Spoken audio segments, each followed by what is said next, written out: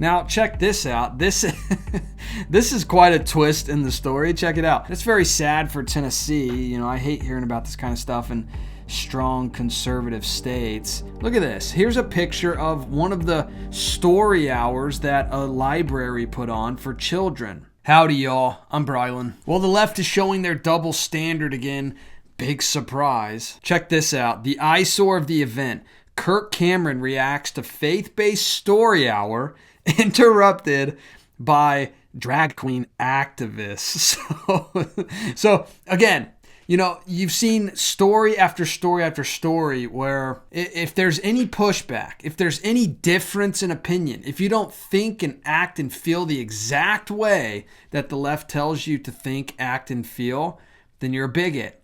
You're the worst of the worst. You deserve to be deleted, canceled, sayonara, you're out of here. No more life for you. But on the other hand, they can show up and, of course, they can protest any event that has to do with faith or family or morality, whatever it is. It's such a double standard. Now, stick with me on this story because you're going to see actually a shocking twist when it comes to what happened to some of the people that treated Kirk Cameron badly at some of these libraries. Hey, would you consider hitting that subscribe button and being a part of this community? I would love to hear from you on a regular basis. And if you wouldn't mind hitting that thumbs up button as well, when you like this video, it'll get pushed out to more people and it would really help spread this message. Hey, I just want to say real quick, we got some of our new merch out right now. This is one of my favorite shirts, Read the Bible. If you want to support this channel, you can check out the link below. It says shop our merch. Look at the details here. Kirk Cameron reacted to his faith-based story hour being interrupted by drag queens and activists, noting the irony that the group that pushes inclusion and tolerance tried to ruin things, but he insisted they would not succeed. Of course they won't. They're not going to succeed unless we let them. And that's the thing. Too many Christians today are letting these people succeed because it's not very Jesus-like. It's not very loving to push back.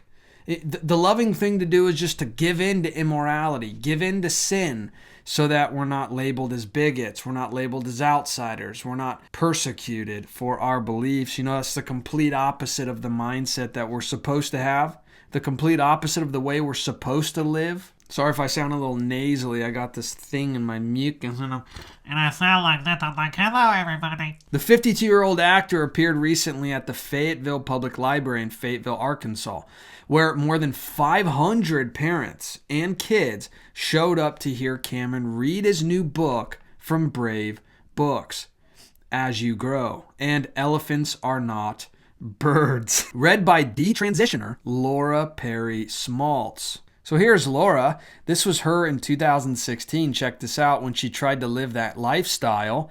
And then 1 week after coming back out of that lifestyle, and then her in 2019. And you see her married to her husband today. What a wonderful story of redemption. Cameron spoke to the Daily Wire on Monday about how these parents had showed up, and the eyesore of the event was these creepy, scary men in black and white dresses and heels and veils, blocking families' views and holding up scary signs and really upsetting the families that were there. Now, yeah, that sounds so tolerant, right? You can't think how you want to think, but I can, because I have the real truth inside of me. Even though we claim that everybody has truth inside of them, unless your truth comes against my truth, then your truth is invalid. Do you see how twisted it is? It will never make sense. It will never connect to anything of substance, of value. It will never connect to reality. They were accusing us of scaring children with their books, but they just looked scary. It was really weird and creeping everybody out. Of course it was. Look at this. Here's a picture of one of the story hours that a library put on for children. Does this look normal or sane in any way? But you know what? It's all about inclusion and tolerance. But this is the new normal. Get used to it. You see this?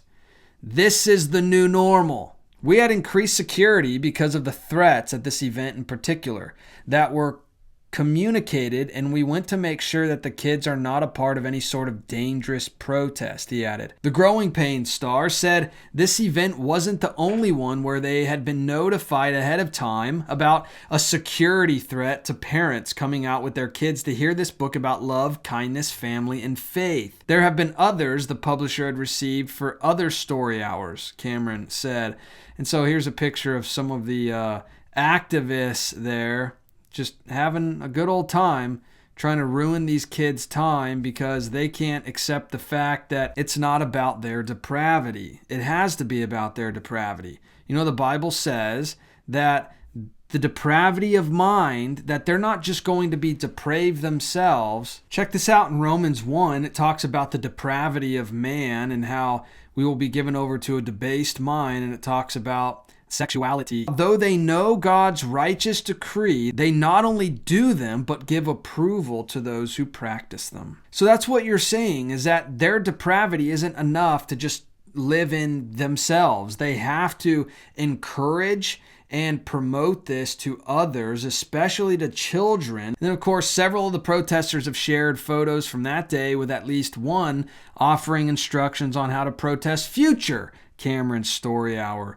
events. Now, check this out. This is quite a twist in the story. Check it out. Pro-LGB pastor Clint Snickloth shared tips for protesters at future Kirk Cameron book readings, warning them the event will be triggering and suggesting kids who were there with their parents are currently in the cult.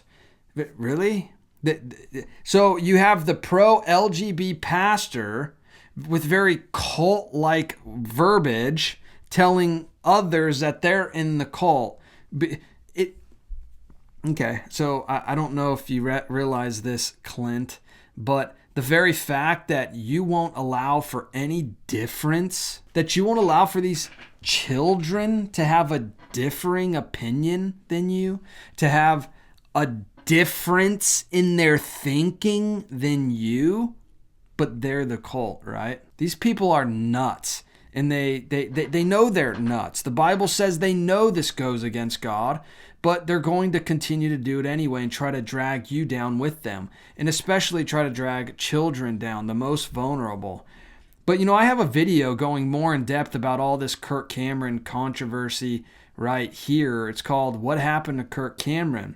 And this shows how this all started with him trying to get his books into libraries and libraries treating him horribly. But, you know, there's been an update to this story as well. Check this out. Library director fired after unkind pushback at Kirk Cameron's Story Hour event. So not only are there protesters showing up to try to stop Kirk Cameron from reading his books, but you have the directors and the workers at the libraries trying to cause an uproar as well, trying to sabotage things and treating Kirk Cameron and those with him very unkindly, treating them with contempt. A Tennessee library board fired the director of a local library following allegations that Christian actor and author Kirk Cameron was mistreated during the recent event. So this was in Hendersonville, Tennessee. That's very sad for Tennessee. You know, I hate hearing about this kind of stuff in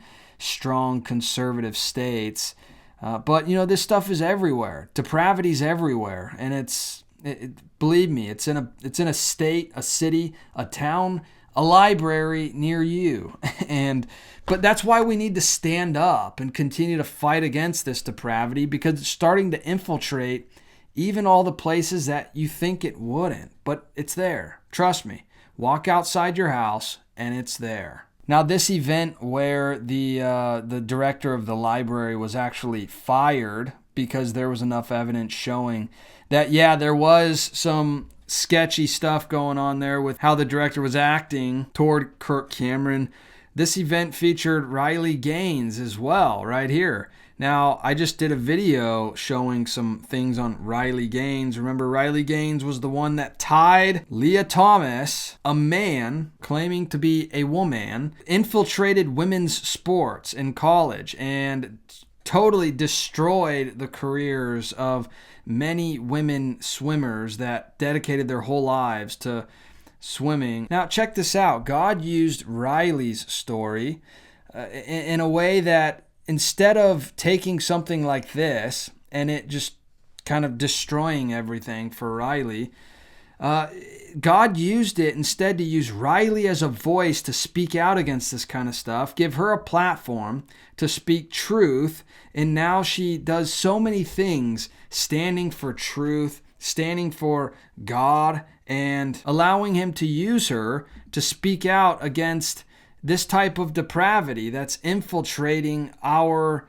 society. But hey, let me know your thoughts about all this in the comment section below. I would love to hear from you. And if you wouldn't mind hitting that subscribe button and being a part of this community, I'd love to hear from you on a regular basis. Also, hit that thumbs up button if you wouldn't mind. You know, when you like this video, it'll get pushed out to more people and it would really help spread this message. All right, I'll see you in the next video. Bye.